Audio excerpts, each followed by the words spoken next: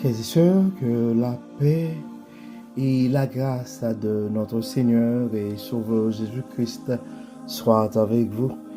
Ici AWH Redemption Ministries pour notre méditation de ce mercredi 22 avril 2026.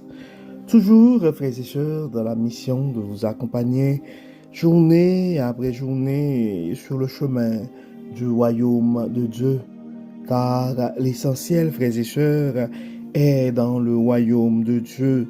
La force est en Dieu, la guérison est en Dieu, la sagesse est en Dieu, frères et sœurs, et l'abondance est en Dieu, et surtout l'espérance est en lui. C'est pourquoi d'ailleurs nous nous répétons à chaque instant: cherchons d'abord le royaume de Dieu et sa justice, et toutes les autres choses nous seront données en plus. Que le nom de l'Éternel soit béni, que le nom de notre Dieu soit exalté, que le nom du Tout-Puissant soit glorifié, car il nous a fait du bien. Crions, frères et sœurs, Ebenezer, jusqu'ici l'Éternel nous a secourus. Frères et sœurs, le texte qui nous est proposé pour notre méditation pour ce mercredi 22 avril, c'est le texte que nous trouvons dans la deuxième lettre de l'apôtre Paul à Timothée, dans le deuxième chapitre, et nous allons lire le verset 11. 2 Timothée chapitre 2, verset 11. Ça dit: cette parole est certaine. Si nous sommes morts avec lui, nous vivrons aussi avec lui. Cette parole est certaine. Si nous sommes morts avec lui, nous vivrons aussi avec lui. Il y a une autre version qui dit: si nous mourrons avec lui, nous vivrons aussi avec lui. L'apôtre Paul, frères et sœurs, encourage Timothée à persévérer dans un contexte de souffrance. Donc ce verset fait partie d'un hymne ancien rappelant la solidarité spirituelle entre Christ et les croyants. Nous avons, frères et sœurs, 3 points à mémoriser pour cette journée de 22 avril et à travers ce texte.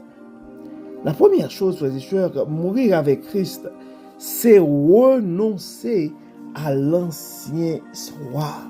Mourir avec Christ, c'est renoncer à l'ancien soi. C'est pourquoi l'apôtre Paul, dans sa lettre aux Corinthiens 5, 17, ça dit: si une personne est en Christ, il est une nouvelle créature.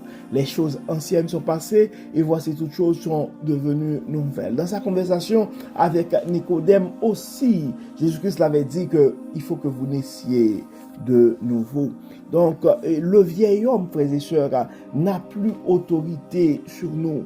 Donc, nous devons comprendre qu'en acceptant Jésus-Christ, notre identité a été changée à travers le sacrifice de la croix. Donc, il faut comprendre que le péché n'a plus de pouvoir sur nous autres. Nous sommes des créatures nouvelles, assignées à une nouvelle mission dans la vigne du Seigneur. La deuxième chose à nous rappeler, frères et sœurs, vivre avec Christ, c'est entrer dans une vie nouvelle.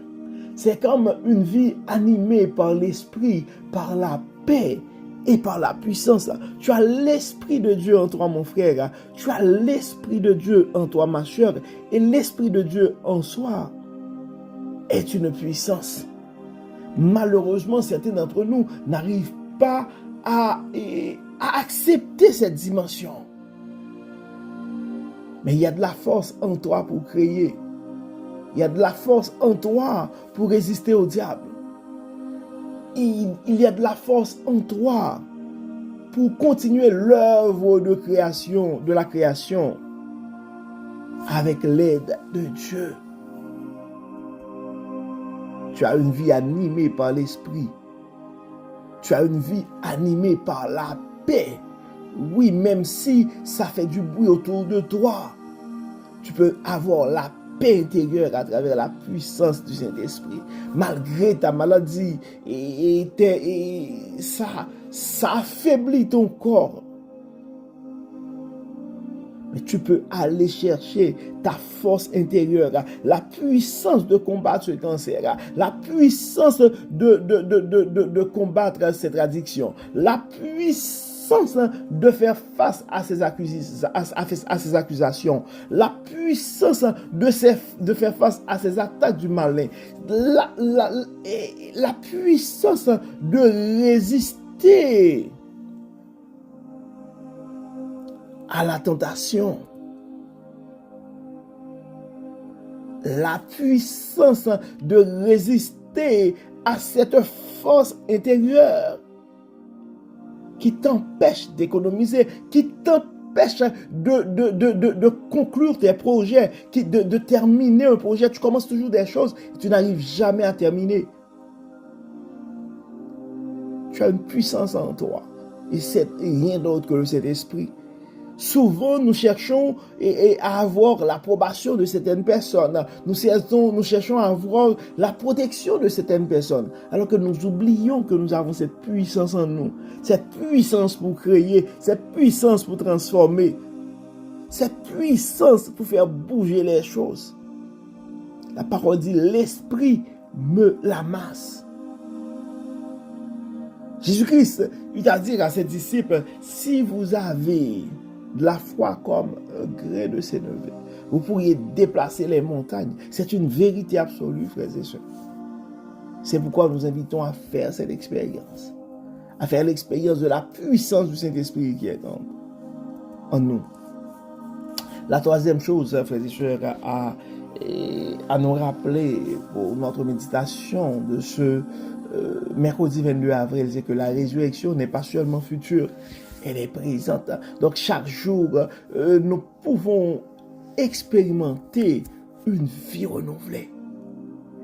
Particulièrement, frères et sœurs, à travers les méditations, quand vous prenez du temps pour vous retirer un peu, si vous pouvez jeûner, si vous ne pouvez pas jeûner pendant toute une journée, même pendant une demi-journée, pendant la fin de l'année 2025, et nous avons fait cette expérience-là, honnêtement, c'est une expérience enrichissante au niveau de la spiritualité. Prends du temps pour vraiment aller en consécration avec Dieu. Aller chercher cette force. Demande à Dieu de réveiller cette force intérieure en toi. Et ce n'est pas sans raison que tous les jours, presque tous les jours dans nos prières, je termine toujours par demander à Dieu d'éveiller son Saint-Esprit en nous, car le Saint-Esprit de Dieu en nous, frères et sœurs, c'est une puissance. Donc, nous sommes appelés, frères et sœurs, à identifier une vieille habitude, une vieille peur ou un vieux schéma. Et nous allons le déclarer mort avec Christ. Donc, il y a des forces, il y a des mauvaises habitudes en nous. Il y a des pratiques probablement qui se transmettent de père en fils, de mère en fille, qui sont en fait des goulots d'étranglement pour notre développement personnel, pour notre développement spirituel, pour nos progrès financiers aussi, nos progrès au niveau de notre carrière. Nous sommes appelés à identifier ces choses-là. Ou si vous voyez que vous essayez des choses et puis ça fait comme des années, vous n'êtes pas satisfait des résultats de votre vie. C'est le temps de rentrer en consécration à Dieu et demander à Dieu de te révéler sa sagesse. Demande à Dieu de nous révéler sa sagesse. Demande à Dieu d'ouvrir nos yeux spirituels. Parce que souvent nous faisons la bonne chose, mais au mauvais endroit, car nous travaillons beaucoup et trop fort même dans un endroit où Dieu ne nous a pas assigné. C'est pourquoi la meilleure chose à faire, c'est rentrer en consécration pour Dieu, pour que Dieu puisse nous révéler notre mission. Car nous ne pouvons pas échouer là où nous sommes assignés par Dieu. Donc la parole de motivation pour cette journée mercredi, frères et sœurs, tu n'es pas prisonnier de ton passé, mon frère. Tu n'es pas prisonnier de ton passé, ma sœur. Tu vis avec lui maintenant. Tu vis avec Christ maintenant. Donc reçois le Saint-Esprit. Demande à Dieu d'éveiller son Saint-Esprit en toi, en ce mercredi 22 avril, pour que Dieu puisse t'aider à voir clair, à vraiment découvrir la mission, la raison pour laquelle tu as été créé, mon frère, la raison pour laquelle tu as été créé, ma soeur. Nous allons, comme d'habitude, prier. Et nous allons demander à Dieu de nous aider à marcher dans la nouveauté de vie qu'il nous a donnée. Pour que toute chose ancienne en nous soit tombée. Et que tout ce qui est nouveau puisse prendre vie au nom de Jésus. Si vous pensez à un frère, si vous pensez à une sœur, c'est le moment d'intercéder. Et surtout, de partager aussi. Prions le Seigneur. Dieu Père Tout-Puissant, nous te disons merci pour ton amour, merci pour ta grâce. Mais Seigneur, pour la révélation que le Saint-Esprit, ton Saint-Esprit, qui est en nous, est une puissance. Aide-nous, Dieu clément, à marcher dans cette nouveauté de vie que tu nous as donnée. Permets que tout ce qui est ancien tombe en nous et tout ce qui est nouveau puisse prendre vie. Enlève-nous, Dieu clément, l'homme charnel. Et enlève-nous, Dieu clément, cette peur. Enlève-nous, Dieu clément, cet instinct qui nous empêche à faire confiance à des portes que tu nous ouvres. Aide-nous, Seigneur, à réaliser que tu es le Dieu de toute abondance, que tu es le Dieu de toute sagesse, que tu es le Dieu de toute délivrance, le Dieu de toute guérison. Aide à nos frères et sœurs qui sont souffrants présentement de réaliser que la maladie, que la mort ont été vaincus. Que la mort n'est pas la fin. Ce cancer n'est pas la fin. Car même après la mort, nous avons une espérance en Jésus-Christ. Et le nom de Dieu clément à vivre selon ton Saint-Esprit en nous.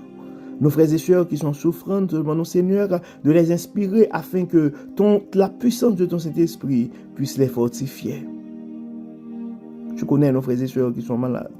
Tu connais nos frères et sœurs qui sont souffrants. Tu les connais par leur nom, tu connais leurs adresses, tu connais le diagnostic, tu connais leurs peines, tu connais aussi les peines de leurs proches. Dans ton amour, dans ta grâce, nous allons intervenir, Dieu clément, pour fortifier, pour guérir, pour consoler, pour protéger. Bénis Seigneur, guéris, protège. Éveille ton Saint-Esprit en nous. Aide-nous à voir clair afin que nous puissions vivre selon ton Saint-Esprit. Pardonne-nous Seigneur et exauce-nous. Nous te prions au nom de Jésus qui vit et qui règne au siècle des siècles. Amen. Amen. Frères et sœurs, nous arrivons au terme de notre méditation pour ce mercredi. Nous espérons que votre âme a été bénie. Et d'ici là, nous souhaitons une excellente journée sous le regard du Dieu Tout-Puissant. Encore une fois, frères et sœurs, bon mercredi et à demain. Bye bye. Bye bye.